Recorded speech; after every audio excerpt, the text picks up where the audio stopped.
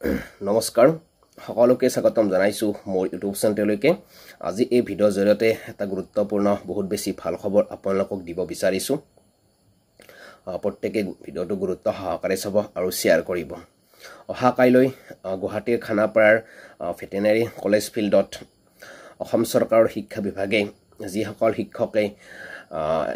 কন্ট্ৰাকচুৱেল বেচিছত শিক্ষকতা কৰি আছিল সেই সকল শিক্ষকক যি ৰেগুলাৰ কৰাৰ কাৰণে প্ৰচেষ্টা চলাই আছিল অহা কাইলৈ সেই সকলক ৰেগুলাৰ কৰি অৰ্থাৎ তেওঁলোকক ৰেগুলাৰ মোডত এপইন্টমেন্ট দিব আৰু এইটো বহুত বেছি ভাল খবৰ বহুদিনীয়া এটি আশা এই যি সকল শিক্ষকে এই কন্ট্ৰাকচুৱেল বেচিছত শিক্ষকতা কৰি আছিল সেই সকলৰ সপোন বাস্তৱত ৰূপায়ণ হ'বলৈ গৈ আছে কিছু মুহূৰ্তৰ পিছতে ঐতিহাসিক খানাপাৰা যি ফিল্ড আছে তাত সেই সকল ছাৰ বাইদেউক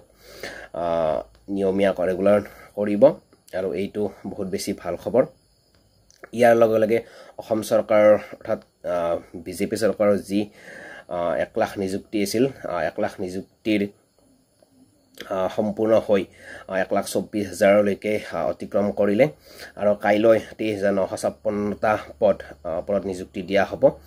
আৰু এইটো অসম চৰকাৰ এটা বৃহৎ সফলতা বুলি ক'ব লাগিব ইমান দিনে বহু বছৰ ধৰি যি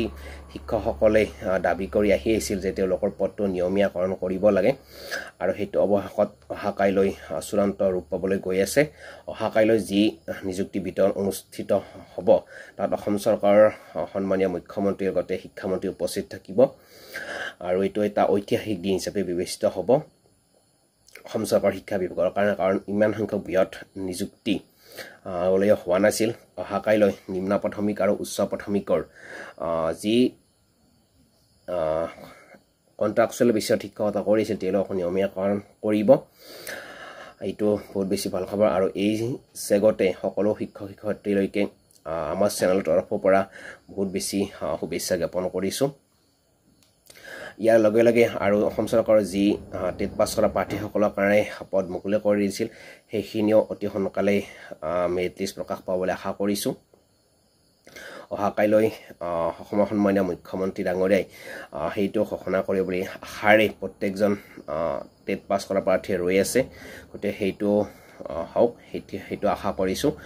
পুনৰবাৰ অহা কাইলৈ নিয়মীয়াকৰণ হ'বলগীয়া পাবলগীয়া প্ৰত্যেকজন শিক্ষক শিক্ষয়িত্ৰীলৈকে আমাৰ চেনেলৰ পৰা শুভেচ্ছা জ্ঞাপন কৰি ধন্যবাদ